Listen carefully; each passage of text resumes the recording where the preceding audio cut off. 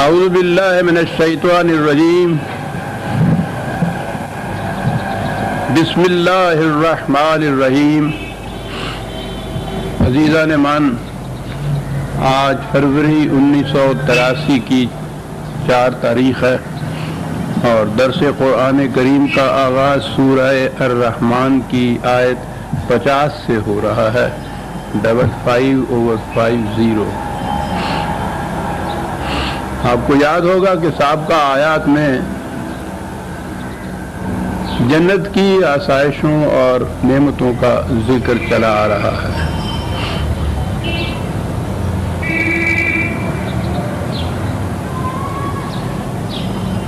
اور یہ بھی آپ کو یاد ہوگا کہ اس میں 2 جنتوں کا ذکر ہے، من خاف مقام ربہ جنتان۔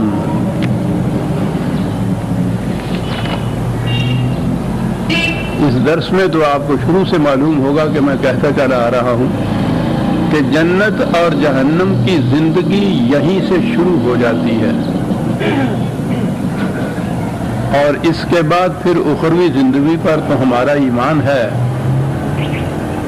وہاں کی جنت اور جہنم وہ ایک حقیقت ہے اور اس پر ہمارا ایمان ہے، لیکن یہ نہیں ہے کہ یہ وہیں کی بات ہے، یہاں کی بات نہیں ہے۔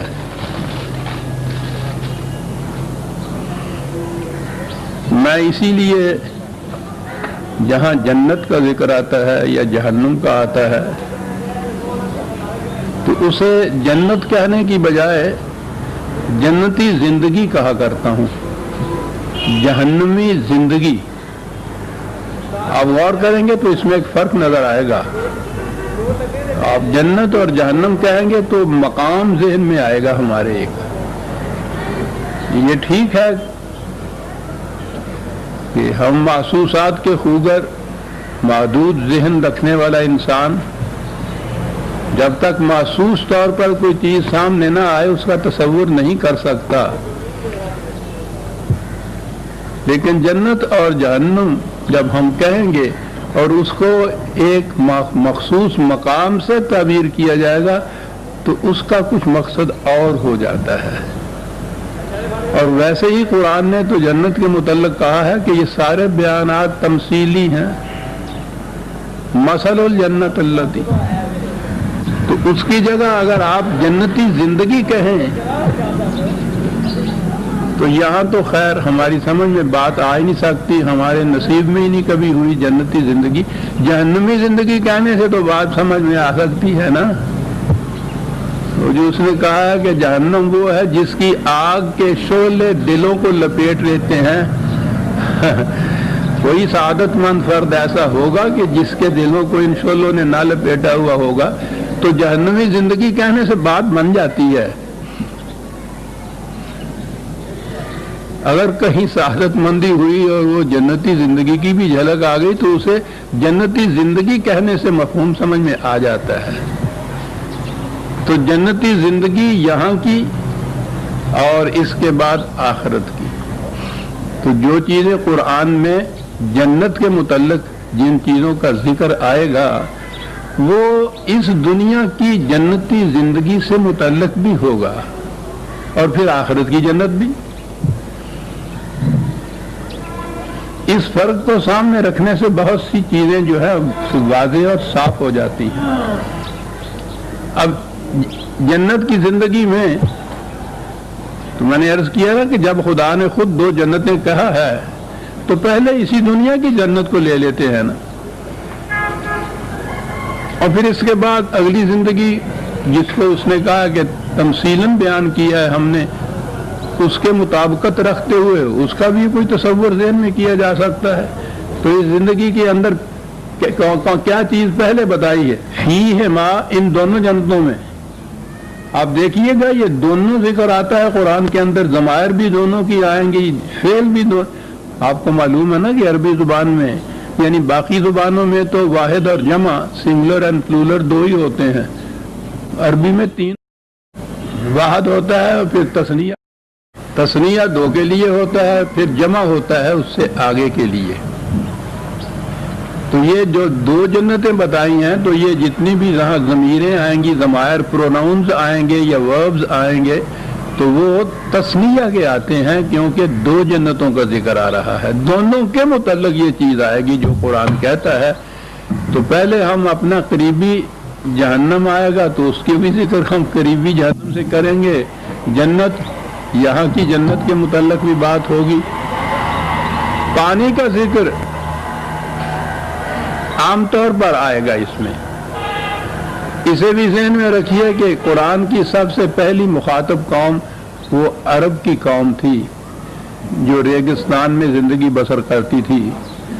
اب بھی اس کو ربع خالیہ کہتے ہیں، 3-4 ساری بستیاں ہیں وہاں سارے ملک میں، جنہیں آپ شہر کہہ لیجئے۔ وہ شہر بھی اب بن گئے ہیں وہاں سے جب یہ وہ بہنے والا سونا نکلا ہے زمین سے، ورنہ وہ شہر بھی ہمارے کچھ گاؤں یا قصبوں جیسے شہر ہوتے تھے۔ باقی ساری زندگی ریگستان کی، صحرا کی زندگی ہوتی تھی۔ کہیں پانی نکلتا تھا تو وہاں 2-4 درخت، نخلستان جسے وہ کہتے تھے، انہیں کو وہ باغ کہتے تھے، جنت کہتے تھے، وہاں وہ جا کے ڈیرا لگا لیتے تھے۔ جب تک پانی رہا وہاں رہے، پانی ختم ہوا خانہ بدوش، گھر کو کندھے پہ رکھا، پھر چلے گئے۔ ہر صبح سفر، ہر شام سفر، زندگی یہ تھی ان کی۔ پانی سب سے اہم ہے تھی۔ ویسے بھی زندگی کا مدار پانی پر ہے، اور قرآن نے تو جب ابتدا کی ہے زندگی کی، وَجَعَلْنَا مِنَ الْمَاءِ كُلَّ شَيْءٍ حَيٍّ، پانی سے ہی ہم نے ہر جاندار چیز کو پیدا کیا۔ تو پانی زندگی کا مدار ہے، اس پہ عام مدار بھی ہے۔ اور جب ایسے مقامات ہوں کہ جہاں پانی دور دور تک نہ کہیں ملتا ہو تو وہاں تو پانی کی قدر و قیمت ہم اندازہ ہی نہیں لگا سکتے کہ پانی کی قیمت کیا ہے۔ وہ اندازہ تو وہ لگاتے تھے، وہ ایک بدو ایک دفعہ ایک اتنا سا مٹکینا سر پہ اٹھائے ہوئے چلا آ رہا ہے، پتہ نہیں کتنے میلوں سے، کتنے 100 میلوں سے، ہارون رشید کے دربار میں۔ لوگوں سے کہا کہ مجھے وہاں تک پہنچنے دیجئے، بادشاہ نے بھی کہا کہ ہاں آنے دیجئے، دیکھتے ہیں کہ اتنی دور سے یہ آیا ہے، وہ کیا لے کے آیا ہے۔ تو وہاں گیا تو اس نے مٹکینہ نکال کے اور اس میں دیکھا تو کہا کہ حضور ایک چشمے میں ایسا صاف اور شفاف پانی تھا کہ میرا جی نہیں چاہا کہ میں خود پیوں اور خلیفۃ المسلمین اس سے محروم رہ جائے، تو میں وہ پانی اس مٹکینی میں بھر کے لایا ہوں آپ کے لیے۔ پانی یہ چیز تھی ان کی۔ تو کہا یہ ہے کہ ان میں، ان جنتوں کے اندر، فیہما عینان تجریان، ان میں پانی کے چشمے ہوں گے۔ خود چشمہ ہی وہ ہوتا ہے جس میں سے پانی نکلتا ہے، جاری رہتا ہے۔ خصوصیت ساتھ اس کے کہی ہے تجریان، چشمے، بہنے والے چشمے۔ ایک تو یہ کنواں ہوتا ہے، یہ کھودا جاتا ہے اور اس میں سے پانی نکلتا ہے۔ بعض چشمے بھی ان کے ہاں اتنے چھوٹے چھوٹے ہوتے تھے کہ ایک ہی جگہ پانی ان کا وہ رہتا تھا، اسی کو استعمال کرتے تھے۔ خصوصیت سے یہاں کہا گیا ہے کہ چشمے، اور وہ چشمے جاری رہنے والا پانی جن کا ہو، بہنے والا پانی جہاں ہو۔ ایک مقام پہ اسے معاون مسکوب کہا ہے، 56 ہاں 56/31، وَظِلٍّ مَمْدُودٍ وَمَاءٍ مَسْكُوبٍ۔ مسکوب وہ پانی کے جسے جگر پاش مشقتوں سے کھود کر زمین نہ نکالنا پڑے، بلکہ وہ خود بخود اوپر چلتا آئے، بہتا چلا جائے۔ یعنی خصوصیت یہاں بھی یہ بتائی ہے مسکوب کہہ کے کہ وہ پانی کہ جو خود بخود بہتا چلا جائے، جاری رہے۔ چشمہ جاریہ بھی ہمارے ہاں کہتے ہیں اس کو، جاری رہنے والا۔ یہ کون سا جاری رہنے والے کی بات خاص طور پہ کیوں کی گئی؟ اس لیے کہ اس کے مقابلے میں ایک زندگی یہاں یہ بھی بتائی گئی تھی وہ آیت الذی یکذب بالدین بڑی مشہور آیت ہے، مشہور صورت، تو نے اس کی حالت پہ بھی غور کیا ہے جو دین کا اقرار تو کرتا ہے لیکن عملاً اس کو جھٹلاتا ہے؟ اگر اس کا اقرار نہ کرے تو کچھ ایسی فریب دہی نہیں ہو سکتی، مانتا ہی نہیں ہے، یہ اس دین کو مانتا نہیں ہے، لیکن مردم شماری کے خانے میں تو مسلمان لکھا جائے اور عملی زندگی اسلام کو جھٹلا رہی ہو، اسے کہتے ہیں تکذیب دین کرنا، اقرار تو کرنا لیکن عملی زندگی میں اس کو جھٹلانا۔ دوسرے یہ کہیں کہ اچھا یہی ہے وہ اسلام جس کا نمونہ یہ لوگ چلے پھرتے ہیں، روٹی مانگنے کے لیے بھی ہمارے ہاں آتے ہیں اور دعویٰ یہ ہے کہ دنیا بھر کی مشکلات کا حل ملتا ہے اس اسلام کے اندر۔ یہ ہے تکذیب دین جسے کہتے ہیں۔ ارایت الذی یکذب بالدین، بڑی عجیب یہ صورت ہے، اب کئی دفعہ یہ سامنے آ چکی ہے، کیا کیا باتیں اس میں کہی گئی ہیں دین کی تکذیب۔ فذلک الذی یدعو الیتیم ولا یحض علی طعام المسکین، دو چار باتیں ذکر کی۔ ایک تو یہ ہے کہ کوئی اگر تنہا رہ جاتا ہے معاشرے میں، اس کا جتھا نہیں ہوتا، پارٹی نہیں ہوتا، گروہ بندی نہیں اس کی ہوتی، برادری نہیں ہوتی، اس کو دھکے دیتا ہے۔ یہ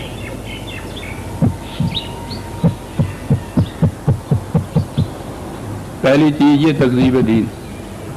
اور پھر جس کا چلتا ہوا کاروبار کہیں رک جاتا ہے، حرکت سے ساکن ہو جاتا ہے کسی طرح سے، تو اس کے رزق کا انتظام نہیں کرتا اور کسی سے کہتا نہیں ہے کہ اس کی مدد کرنی چاہیے، دین کی تقسیم کرتا ہے۔ اور بات آگے ہے، فوائل للمصلین الذین هم عن صلاتهم ساہون، نمازیں پڑھتا ہے، نماز کے مقصد کو پس پش ڈال رکھتا ہے۔ ہم یراؤون، نماز اس چیز کو سمجھتا ہے جسے لوگ دیکھ لیں کہ قیام میں ہے، رکوع میں ہے، سجود میں ہے، اللہ اکبر کانوں تک ہاتھ لے جا کے کرتا ہے، آمین اونچی آواز سے کرتا ہے۔ ہم یراؤون، جتنی چیزیں دیکھی جا سکتی ہیں لوگ دیکھتے ہیں کہ یہ ہے نماز، اس حد تک تو اس کی نماز ہوتی ہے، لیکن کرتا کیا ہے؟ یمنعون الماعون، اس پانی کو جو بہتی ہوئی ندی کی طرح ہر ضرورت مند کے مکان کے آگے سے پکارتا ہوا چلا جائے کہ جس کو ضرورت ہے لے لے، بند لگا کے اس کو اپنے لیے محفوظ کر لیتا ہے، تکذیب دین کرتا ہے۔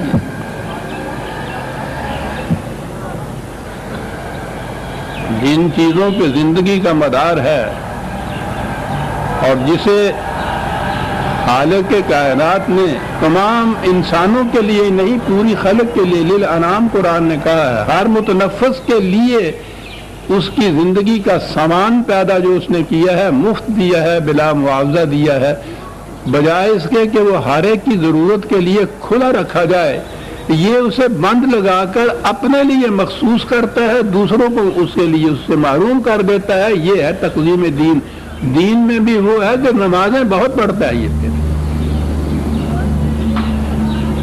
کہہ یہ رہا تھا کہ قرآن نے تجریان جو ساتھ کہا ہے کہ پانی کے چشمے وہ جن کے آگے کوئی بند نہیں لگائے گا، وہ کھلے رہیں گے، بہتے چلے جائیں گے۔ وہ یہی وہ چشمے ہیں نا جن کو سلسبیل کہا جاتا ہے۔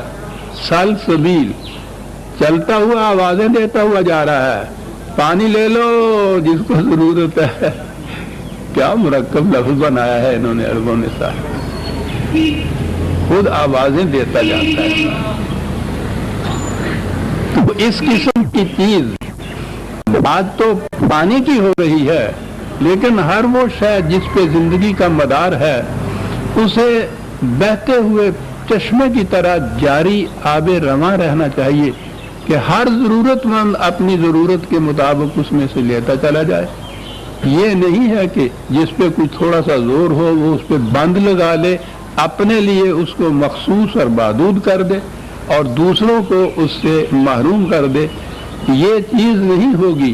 یہ جو جنتی زندگی بتائی ہے، اس جنتی زندگی میں جتنی چیزیں ایسی ہیں جن پہ زندگی کا مدار ہے، اس پہ کوئی شخص بند لگا کے اپنے لیے مختص نہیں کر لے گا. وہ ہر ایک کے لیے کھلے بندوں جاری رہے گی، ہر ایک کے دسترس میں رہے گی، ہر شخص اس سے اپنی ضرورتیں پوری کرے گا.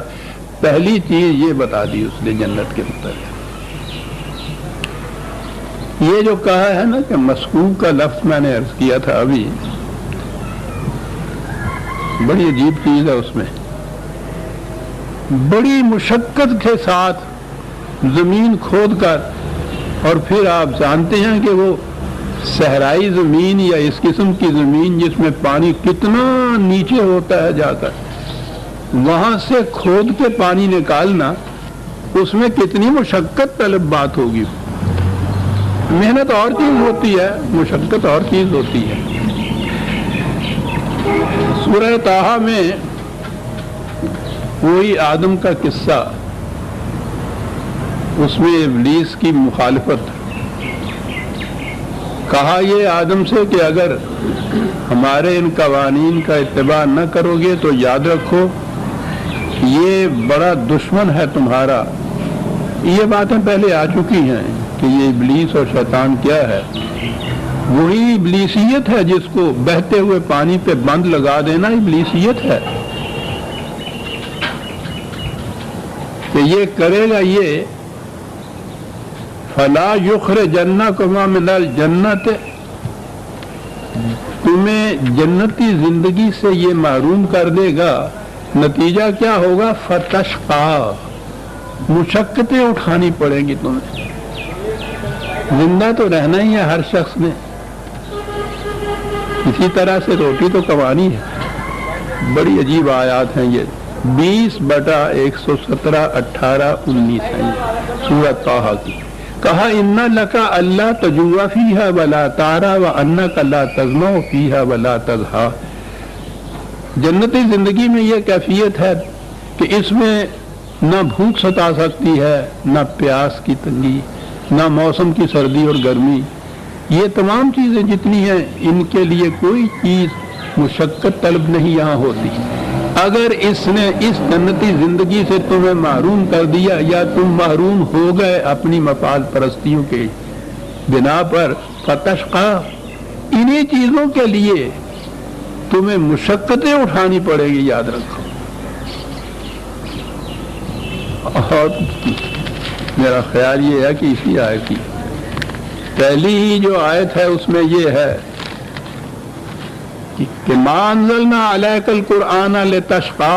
وہی لفظ ہے، قرآن تو نازل اس لیے کیا گیا ہے کہ تمہیں ان چیزوں کے لیے مشقتیں نہ اٹھانی پڑیں. اور یہاں یہ کہا گیا ہے کہ فمن اتبع ہدایا فلا یضل ولا یشقا.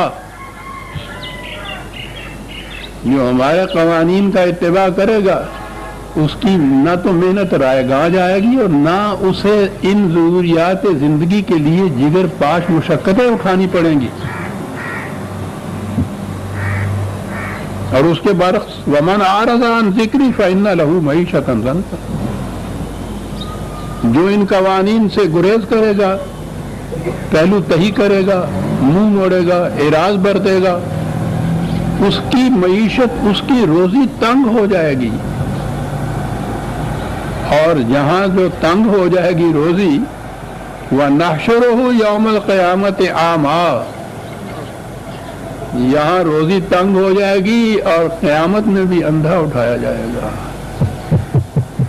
آپ دیکھتے ہیں کہ اس دنیا کا اور پھر اگلی زندگی کا آپس میں تعلق کتنا گہرا ہے. یہاں جو یہ کہا تھا نا کہ یہ دو جنتیں، ایک یہاں کی ایک وہاں کی، یہ یہاں کی جو زندگی ہے جس میں جگر پاس مشقتیں ہیں، رزق جو ہے اس سے یہ کہا معیشت کا جانے کا، رزق کی تنگی جو ہو جاتی ہے اس سے مشقتیں اٹھانی پڑتی ہیں. تو یہ زندگی بھی یہاں کی بھی جہنم ہو جاتی ہے، اور جس کی یہاں کی زندگی جہنمی ہے وہاں کی زندگی بھی جہنمی ہوگی. یہ نہیں کہ اس دنیا میں ذلت اور خواری کی زندگی بسر کرے، محتاجی اور محرومی کی زندگی بسر کرے، اور اس کے بعد مطمئن ہو کہ کوئی بات نہیں، یہاں یہ 4 دن کی زندگی ہے، اس طرح سے جس طرح ہوتا ہے گزارا کر لیجئے، بس اگلی زندگی میں آنکھیں بند کی ہم نے اور جنت کے اندر ہم چلے گئے صاحب، یہ کچھ نہیں۔ وہ کہتا ہے من کانا فی ہذہ اعمیٰ فہو فی الآخرۃ اعمیٰ، یہاں کا اندھا وہاں کا بھی اندھا ہی ہوگا۔ وہ اس لیے کہ وہ زندگی کو مسلسل قرار دیتا ہے، یہ ایک ہی زندگی ہے، ایک ندی چلی آ رہی ہے، پہلے ہمارے سامنے ہوتی ہے، پھر وہ باغ کی باڑ کے نیچے سے باغ میں داخل ہو جاتی ہے، ہماری نگاہوں سے اوجھل ہوتی ہے۔ زندگی وہی ہوتی ہے جو آب رواں کی طرح ندی کی طرح آگے چلتی ہے۔ زندگی ایک مسلسل زندگی جانے کا نام ہے، جس قسم کی یہاں زندگی بسر ہو رہی ہے اسی قسم کی زندگی آگے جا کے بسر ہوگی۔ یہ اتنا واضح ہو جائے کہ کسی حادثے کی وجہ سے، اتفاقیہ ایکسیڈنٹ کی وجہ سے چلتے ہوئے گڑھے میں گر جانا یہ اور بات ہے، لیکن گڑھے میں گرنے کے بعد مطمئن ہو جانا کہ اصل زندگی یہی گڑھے کی ہے، یہ باہر کی زندگی نہیں ہے، یہ ہے وہ چیز جو قرآن کہتا ہے کہ اس چیز کو، اس زندگی کو جو محتاجی اور محرومی اور مسکینی اور رزق کی تنگی کی زندگی ہے، اس پہ مطمئن ہو جانا اور اس سے نکلنے کی کوشش نہ کرنا، یہ ہے جہنمی زندگی۔ اور یہاں تو معاملہ اس سے الٹ، یہی نہیں کہ اس زندگی پہ مطمئن ہو جاتے ہیں۔ پہلے تو روایات میں بھی آپ لیجئے تو یہ دنیا جیل خانہ ہے جس میں مومن پھنسا ہوا ہے۔ اس دنیا میں مومن کی حالت یہ ہے جیسے پانی کے باہر مچھلی کی حالت ہوتی ہے۔ دنیا ایک لاش ہے اور اس کے چاہنے والے کتے ہیں، یہ سارا کچھ۔ اور جب تصوف میں آئیے تو پھر تو پوچھئے ہی نہ، اس میں تو سارا دار و مدار ہی ترک کے اوپر ہے، ترک دنیا، ترک عقبہ، ترک ترک۔ ارے صاحب یہ ہر آرزو کا ترک، تو اس نے کہا کہ یہ جو ہے آرزو ہی تو، یہ بھی تو ایک آرزو ہے نا کہ میں اس چیز کو چھوڑ دوں، اسے بھی ترک کرو۔ تو بدھ مت کا نروانہ جسے کہتے ہیں، بات اور چلی جائے گی، یعنی دل میں یہ آرزو اور خواہش بھی نہ پیدا ہو کہ مجھے یہ چیز چھوڑ دینی چاہیے، ایسی زندگی ہو کہ اس کے بغیر آرزو کے ہی وہ چھوڑ دی جائے۔ وہ آپ کے یہاں کا تصوف آ گیا۔ اور یہاں قرآن دونوں کو جنتان کہہ رہا ہے، یہاں کی دنیا کی جنت اور آخرت کی جنت۔ اور ابھی جو الفاظ آتے ہیں کہ یہ دونوں جنتیں ملی ہوئی ہیں، دور دور نہیں ہیں۔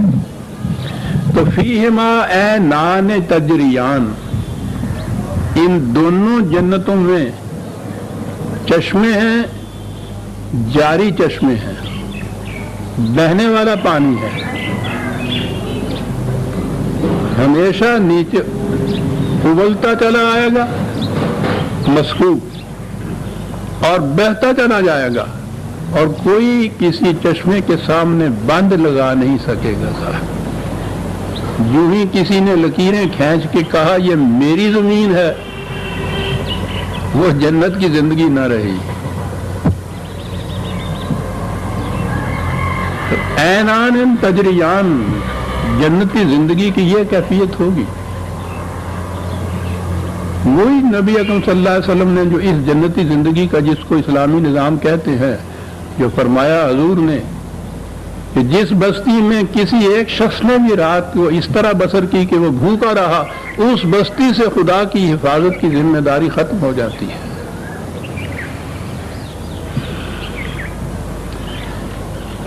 یہ ہیں وہ تجریان، وہ چشمے جو جاری چشمے رہتے ہیں جنتی زندگی میں۔ آپ سمجھ لیے نا بات آپ نے، جنت میں نا، جنتی زندگی میں کہیے۔ فیہما من کل فاکہۃ زوجان، پھر اب مختلف نعمتیں، ہر قسم کی لطیف اور لذیذ پھل، قسم قسم کے، انواع و اقسام کے، یہ سب چیزیں میسر ہوں۔ فَبِأَيِّ آلَاءِ رَبِّكُمَا تُكَذِّبَانِ، وہ تو ہر آیت کے بعد چلا آ رہا ہے نا۔ بتاؤ کہ خدا کی کن کن قدرتوں کرشمہ سازیوں سے تم ان تکذیب کرو گے، جھٹلاؤ گے ان کو. متکئین علی فرش بطائنها من استبرق،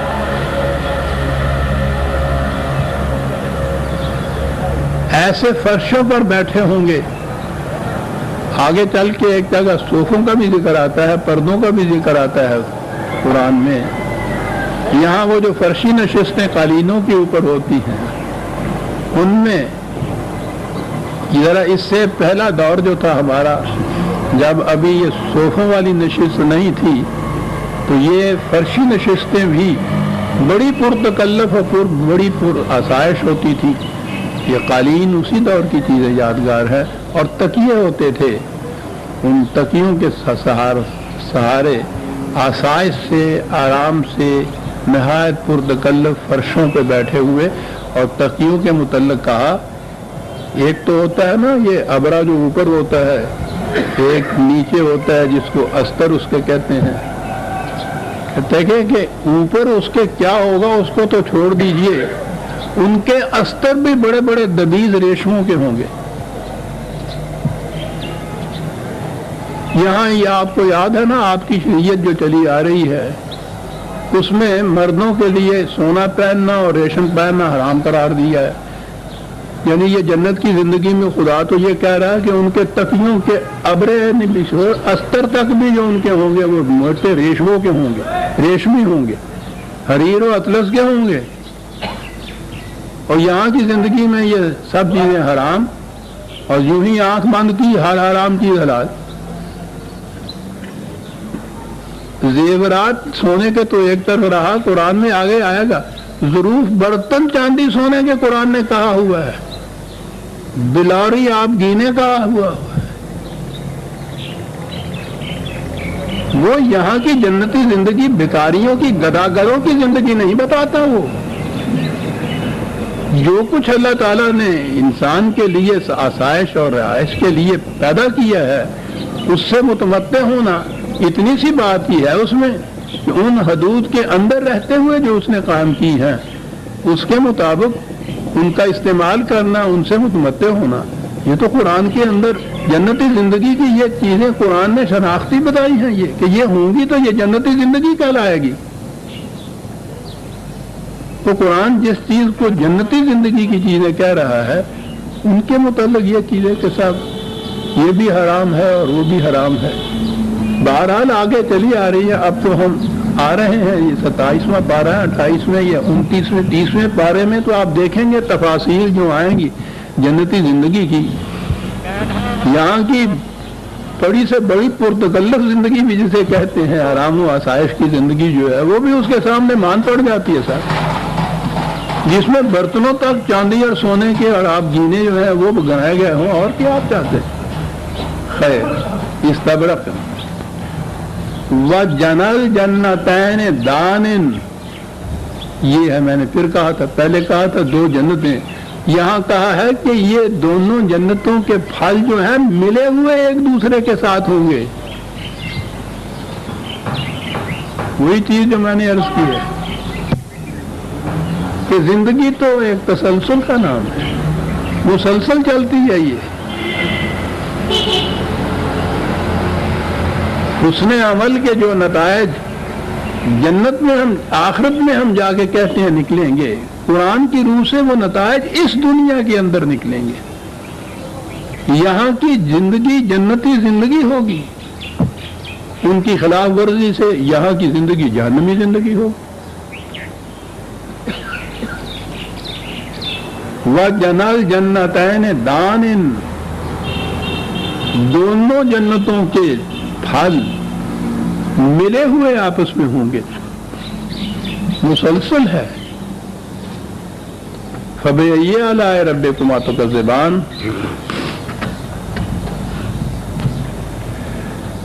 فِيهِنَّ قَاصِرَاتُ الطَّرْفِ لَمْ يَطْمِثْهُنَّ إِنسٌ قَبْلَهُمْ وَلَا جَانٌ. قرآن کی روح سے جنت مردوں کے لیے ہی مخصوص نہیں ہے، مردوں اور عورتوں دونوں کے لیے مخصوص، مومن اور مومنات دونوں کے لیے، دونوں جنت میں ہوں گے، جنتی مرد بھی جنتی عورتیں بھی۔ ان کی خصوصیات قرآن نے بتائی ہے۔ مومن ہونا تو عورت کے لیے بھی قرآن نے مومنات جہاں گنایا ہے، دونوں کو وہ دوش بدوش ٹھہراتا ہے۔ مسلمون والمسلمات مومنون والمومنات 35ویں سورت کے اندر وہ جا رہا ہے، لیکن بعض خصوصیات ہیں جن کو نمایاں طور پہ وہ سامنے لاتا ہے۔ اس کو تو عصمت، حیا اور شرم، یہ صرف عورتوں ہی کے لیے نہیں ہے، قرآن میں مردوں کے لیے بھی تو یہ حکم دیا گیا ہے۔ جہاں یہ کہا ہے سورہ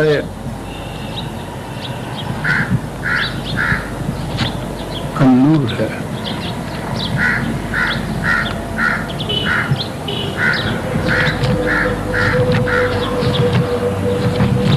چوبیسویں سورت ہے،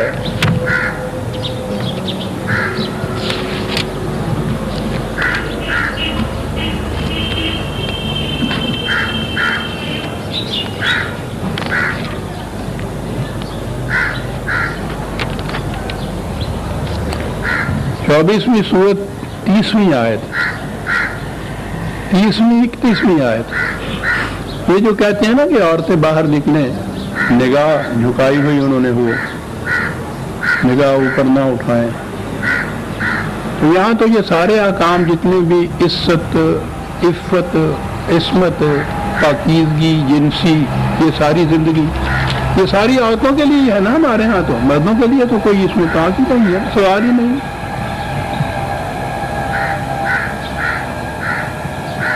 اور جو کہندی ہے نا خامنوں کے میاں اس منڈے دا ہوں کچھ بقا بھی کر دیکھنا پیا کس طرح نہ رات نو ادھی ادھی رات نہ باہر رہندا، وہ کہندا اس عمر 'ਚ یہ کچھ ہوندا ہی ہوندا ہے،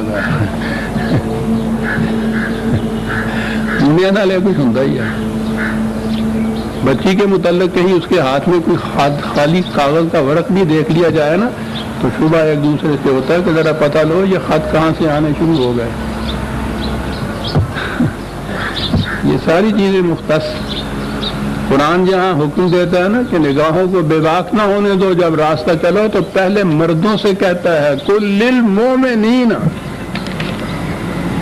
یغضوا من ابصارہم ویحفظوا فروجہم، پہلے مردوں سے کہتا ہے ان سے کہو کہ اپنی باہر جا نکلیں تو نگاہوں کو بے باک نہ ہونے دیں اور اپنی عصمت کی حفاظت کریں۔ پہلے مردوں کے متعلق ہے مومنون، اور پھر قل للمؤمنات یغضضن من ابصارہن، پھر عورتوں کے متعلق بعد میں ذکر آیا ہوا ہے۔ اور یہ تو بڑی سیدھی سی بات ہے، مرد اگر اپنی عصمت کو محفوظ رکھیں بے حیائی پھیل ہی نہیں سکتی، عورت کیا کر لے گی؟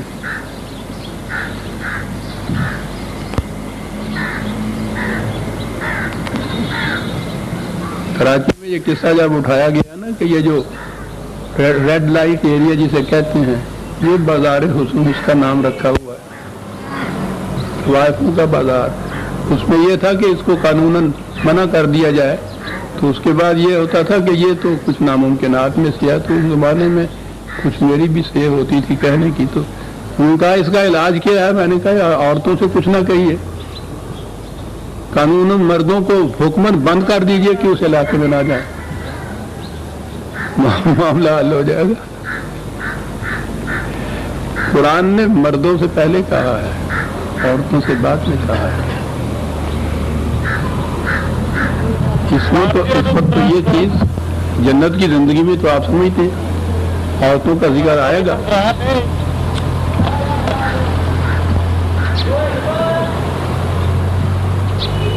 میں اب آپ یاد ہے کہ کبھی ایسا مجھے تکلف یا تعامل کبھی نہیں ہوا درس کے دوران میں، خدا کی باتیں ہیں اپنی زبان میں پیش کرتا ہوں، لیکن بعض مقامات ایسے آ جاتے ہیں کہ مجھے آپ سے نہیں اپنی بیٹیوں سے اپنی بہنوں سے خاص طور پہ شاید کہیے کہ معافی مانگنی پڑے گی، میرا عذر یہ قبول کر لے۔ میری بیٹیوں، میں معلوم ہے کہ کبھی صاحباً بھی میرے زبان سے کوئی ایسا لفظ نہیں نکل جاتا جو بازاری ہو، میری بیٹیاں اور بہنیں بھی بیٹھی ہوتی ہیں مجلس میں، لیکن بعض ذکر ناگزیر ہو جاتے ہیں۔ اس درس میں وہ چیز سامنے میرے آ رہی ہے، اور میں نے پچھلے 2 دنوں میں کتنی بار یہ سوچا کہ میں جرأت کر کے یہ چیز درس کی پوری مجلس میں یہ بیان کر دوں۔ بیان کیے بغیر آپ کی سمجھ میں بات آئے گی نہیں کہ ہمارے ساتھ ہوا کیا ہے، اسلام کو ان لوگوں نے کہاں پہنچا دیا ہوا ہے۔ ہر ایک آدمی سے یہ نہیں ہوگا کہ اس کتاب کو خود اس نے مطالعہ کیا ہوگا، اس کا علم ہونا بڑا ضروری ہے آپ کے لیے، پھر سمجھ میں آئے گا کہ کیا گیا ہے اس اسلام کے ساتھ۔ لیکن اس میں اب میری بیٹیوں مجھے آج معاف رکھیے گا، وہ سمجھ لیجئے گا کہ آپ نے شاید سنا نہیں ہے، نہ سنیے، کہنے دیجئے۔ جنت کا ذکر، جنت تو وہاں کی جنت ہوتی ہے، اور ان حضرات کے ہمارے ہاں جتنے یہ ارباب شریعت، ائمہ کرام، مفسرین اعظام، جنت اور اس میں جب پھر عورت کا ذکر آئے گا اور وہ پھر حوروں کا ذکر کیا ہے کہ تو پھر وہ عورت کا ذکر آتا ہے۔ میں سمجھتا ہوں کہ ملوکیت کے دور میں جب اخلاق کی تمام حدیں ٹوٹتی ہیں تو سب سے زیادہ زور جنسیات پہ پڑتا ہے آ کر، سیکس کے اوپر۔ جس دور کی کیفیت یہ ہو، عباسی زمانے کے خلفاء، امیر المومنین خلیفۃ المسلمین کہلانے والے، آپ کو یاد ہے کہ خلیفے کے حرم میں 3,000 لونڈیاں ممتوع ہوتی تھیں۔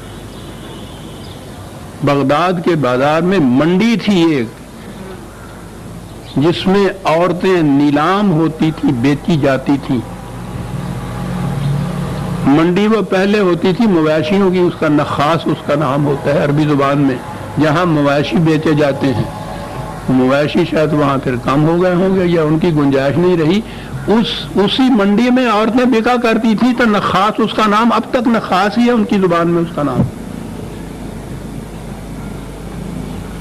میں نے جب گیا ہوں حجاز کی زمینوں میں تو کویت میں نے ایک مقام پہ انہوں نے بتایا، اب تو وہاں یہ چیزیں بند ہو گئی ہوئی ہیں، یہ تھی وہ نخاس یہاں کی، کل تک ان ملکوں میں نخاس کل تک، اور یہ آپ کے ہاں کی شریعت کے اندر یہ لونیاں، آپ کو یاد ہے کہ وہ اس اسمبلی میں، اس سے پہلے کی اسمبلی جو تھی غالباً بھٹو کے زمانے کی اسمبلی، اس میں جب یہ پابندی لگا رہے تھے کہ یہ 4 عورتیں جو دھڑا دھڑ کرتے چلے جاتے ہیں کچھ پابندی لگائی جائے، تو ایک بہت بڑے مولوی صاحب نے اسمبلی میں یہ سوال اٹھایا تھا کہ یہ پابندی تو لگا دیجئے لیکن کم از کم ایک لونڈی رکھنے کی اجازت ضرور دیجئے۔ آج اس دور میں یہ مطالبہ آپ کے ہاں کی پارلیمنٹ میں کیا گیا تھا، تو اب سوچئے کہ دور ہو وہ وہاں جہاں 3,000 لونڈیاں ایک محل کے اندر ہوں۔ اس لیے ہم جب سنتے تھے نا کہ جب کوئی مسلمان کوئی باہر جاتا ہے یورپ وغیرہ میں تو ان سے تعارف ہوتا ہے کہ مسلمان ہے، تو وہ پوچھا کرتے تھے کہ آپ کے حرم میں کتنی عورتیں ہیں، یعنی پہلی بات خصوصیت یہ پوچھی جا رہی تھی۔ تو جب یہ جنت کا ہو ذکر ان کے ہاں،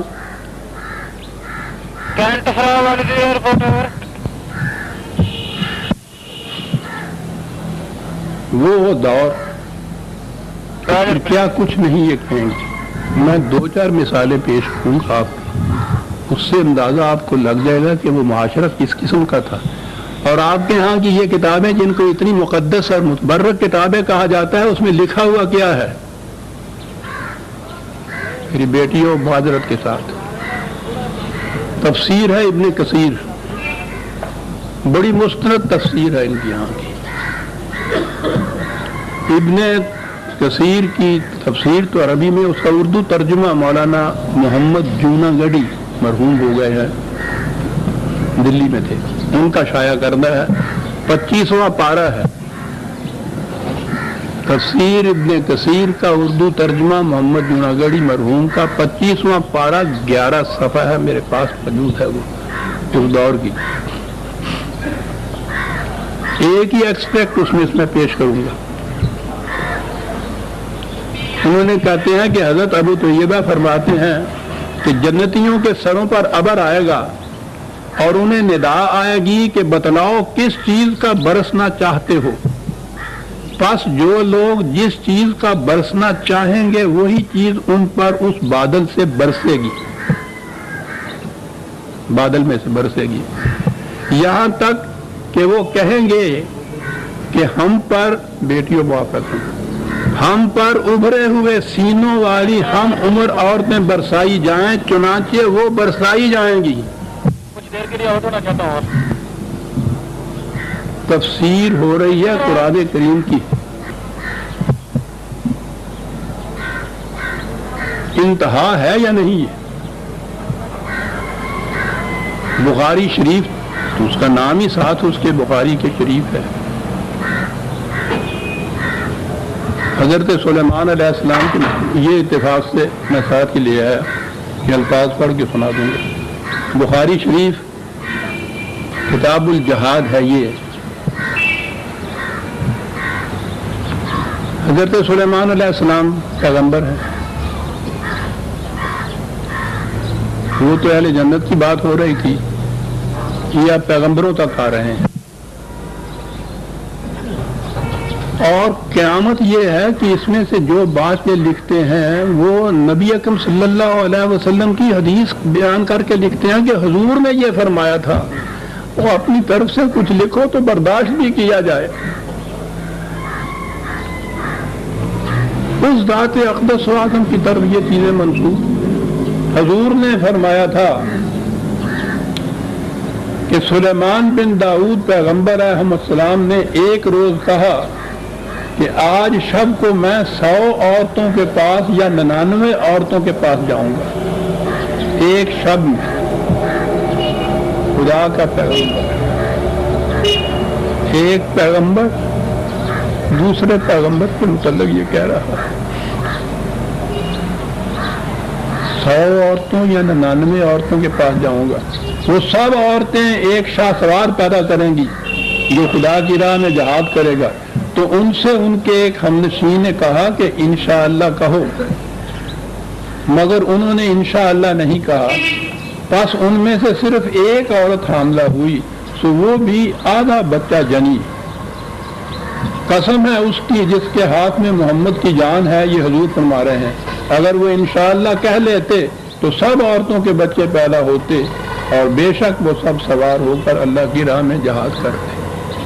ایک رات میں 100 عورتوں سے دوڑا اور 100 کی 100 وہ حاملہ ہو جاتی. بخاری شریف کتاب الجہاد، اہل حدیث حضرات کا مولانا محمد اسماعیل سلفی گجرا والے کے تھے، ان کا کتاب موجود ہے. کہتے ہیں کہ مسلم اور بخاری کی کسی ایک حدیث کا انکار بھی انسان کو دائرہ اسلام سے خارج کر دیتا ہے. یہ اس کی حدیث ہے جو میں بیان کر رہا ہوں. کیجیے انکار اس سے.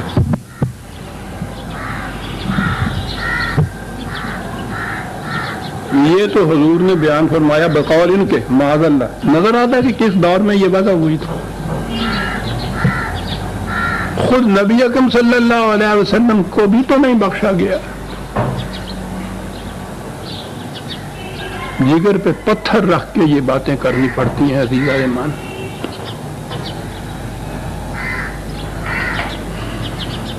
اس بخاری شریف کے ہی باب الغسل میں یہ روایت ہے کہ حضور ایک رات میں اپنی 11 بیویوں کا دورہ کر لیا کرتے تھے.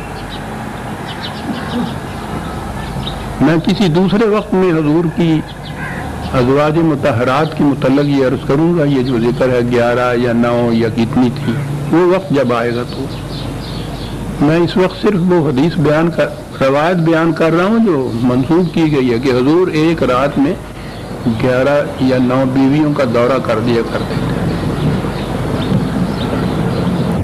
اس میں یہ ہے کہ صحابہ نے کہا کہ کیا آپ میں اتنی قوت تھی؟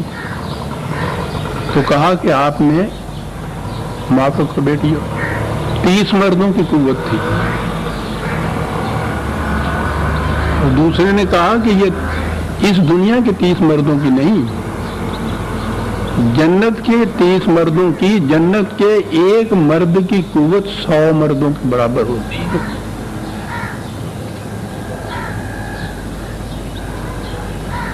یہ سیرت پیش کی جا رہی ہے اس ذات اطہر و اقدس کی، جس کی پاکیزگی دامن کی قسمیں جبریل اٹھائے.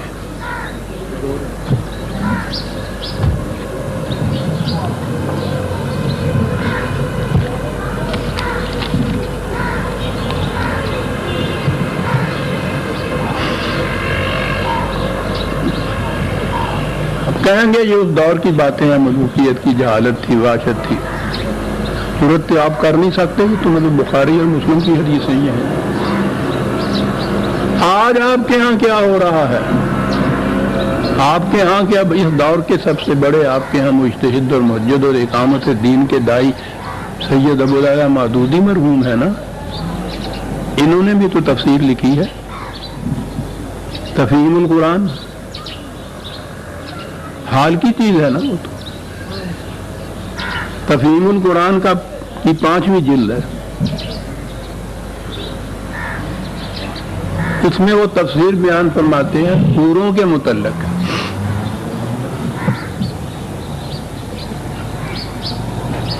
اسی صورت میں آگے چل کے آتی ہے حور مقصورات فی الخیام، خیموں کے اندر.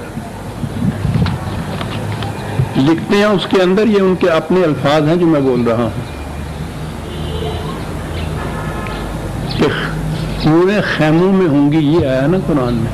خیموں سے مراد غالباً اس طرح کے خیمے ہیں جیسے عمراء اور رؤساء کے لیے سیر گاہوں میں لگائے جاتے ہیں.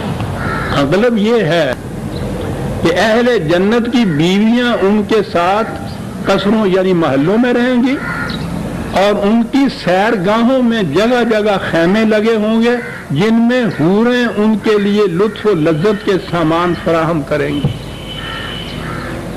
بیویاں تو گھروں میں محلوں میں رہیں گی، اور جب وہ آج کی زبان میں پکنک منانے جائیں گے نا تو وہاں باہر پھر وہ ٹینٹس لگائے ہوں گے، خیمے لگائے ہوں گے. تو حوریں ان خیموں میں سیر گاہوں میں ان کے لیے لطف و لذت کا سامان فراہم کرے گی. یہ آج کی تفسیر ہو رہی ہے. ہاں بیچاروں کے آساد پہ عورت ہے سوار. عزیزان من، بیٹیوں سے پھر معذرت میں نے طلب کی ہے. یہ ہے وہ اسلام آپ کا جو دنیا میں پیش کیا جا رہا ہے. کیا انکار کریں گے آپ جب وہ آپ کے ہاں کی مستند ترین تفسیروں کی کتابوں سے، وہ کتابیں حدیثوں کی جن کے متعلق کہا گیا اصل الکتب بعد کتاب اللہ، قرآن کے بعد سب سے زیادہ صحیح ترین کتابیں آپ کے ہاں کی سندیں جو ہیں اسلام کی، متقدمین کو چھوڑ دیجئے، آج کے دور کے آپ کے ہاں کے یہ مفسر اس قسم کے عام طور پہ سمجھا جاتا ہے یہ کچھ لبرل قسم کے یہ تھے. ان کی ذرا اٹھا کے دیکھیے ان کی تفہیم القرآن. میں نے تو ایک بات اس میں سے کہی ہے، کتنی اور باتیں اس میں سے میں کہوں. وہ بھی یہ کہہ رہے ہیں ان کے متعلق.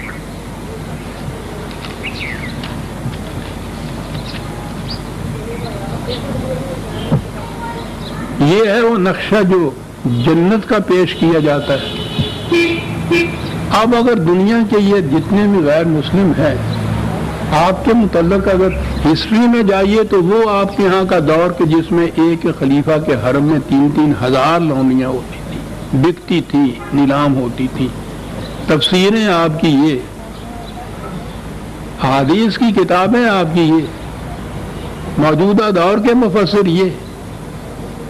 یہ اسلام آپ ان کے یہاں پیش کریں گے؟ انہی کے اوپر وہ اعتراضات ہوتے ہیں جس کا جواب کوئی نہیں بن پڑتا. کیا کریں گے آپ اس کا جواب دیں گے؟ میں نے پہلے بھی عرض کیا تھا، خود لفظ حور جو ہے یہ عربوں کے ہاں ویسے تو ایسی آنکھ والے، میں بھی عرض کروں گا عورت ہی صرف نہیں، یہ بڑی خوبصورت آنکھ ہوتی ہے، غزال کی آنکھ جسے کہتے ہیں، سیاہی، پوری سیاہی، سفیدی، بڑی شفاف اور نہایت متناسب قسم کی آنکھ، اس کو بھی کہتے تھے. لیکن عربوں کے یہ لفظ حور عورت کے لیے مؤنث ہی نہیں ہے، یہ مذکر اور مؤنث دونوں کے لیے بولا جاتا ہے. مرد بھی حور ہوتا ہے جس کی یہ صورت ہو بظاہر آنکھ کی بات، اور وہ اپنے ہاں استعمال کرتے ہیں اس لفظ کو ایسی عقل جو مکار نہ ہو، پاکیزہ ہو، جو نیک سیرت کی عقل، جو انسان کو اس راستے پہ لے جائے جہاں کوئی بات داغ کی نہ ہو، کوئی بات ناپاکیزگی کی نہ ہو، عقل عیار نہ ہو. وہ عقل جس کے متعلق اقبال نے کہا ہے، یا عطا فرما خرد با فطرت روح الامی، عقل با فطرت روح الامی کو عرب کہتے تھے حور.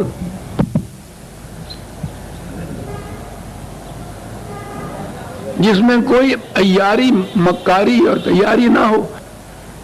ادب خوردہ دل جس کو کہا ہے قرآن نے، وحی کی روشنی میں چلنے والی عقل، پاکیزہ عقل، اس کو وہ حور کہتے تھے، اور مرد اور عورت دونوں کے لیے یہ استعمال کرتے تھے.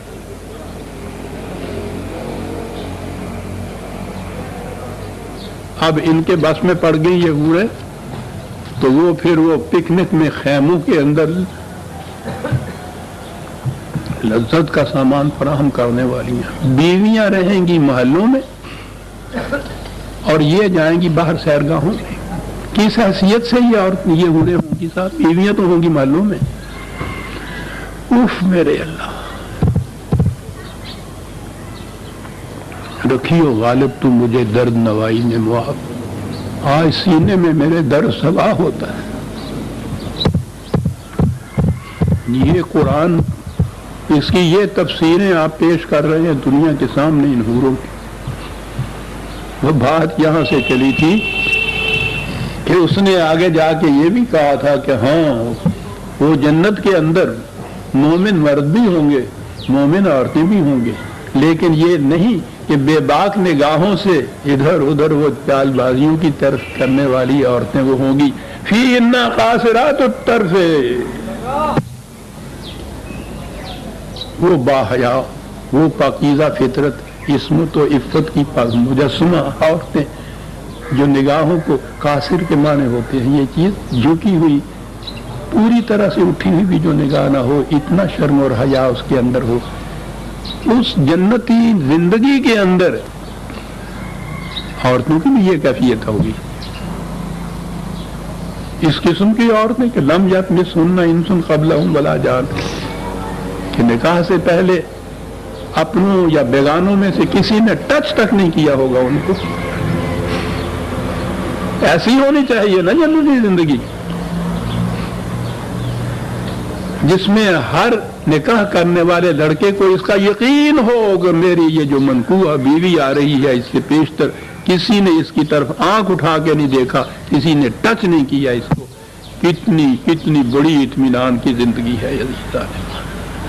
کیا کہہ گیا ہے قرآن، فَبِأَيِّ آلَاءِ رَبِّكُمَا تُكَذِّبَانِ، کہا کیا کہتے ہو تم ان کی پاکیزہ فطرتی کے متعلق؟ کَأَنَّهُمُ الْيَاقُوتُ وَالْمَرْجَانُ، یہ تو گوہر آبدار ہیں، سفیدہ سحر کی طرح پاک، دامن مریم کی طرح پاکیزہ. گوہر، مرجان، موتی ہیں، صدف کے اندر پلے ہوئے موتی، کسی نے بد آنکھ سے دیکھا تک نہیں ان کو. یہ ہوں گی جنتی زندگی کے اندر عورتیں. فَبِأَيِّ آلَاءِ رَبِّكُمَا تُكَذِّبَانِ، یہ بھی خدا کی نعمت بنائی گئی ہے صاحب. یہ تھا جو قرآن نے ذکر کیا، کہاں یہ ذکر کیا اور کہاں ہم ان کو آگے لے گئے. سورہ الرحمن کی آیت 59 تک ہم آئے ہیں عزیزان من. آگے بات اور بڑی اہم ہے، الجزاء الاحسان الا الاحسان، لیکن اسے آئندہ درس میں ہم لیں گے. ربنا تقبل منا انک انت السمیع العلیم. شکریہ.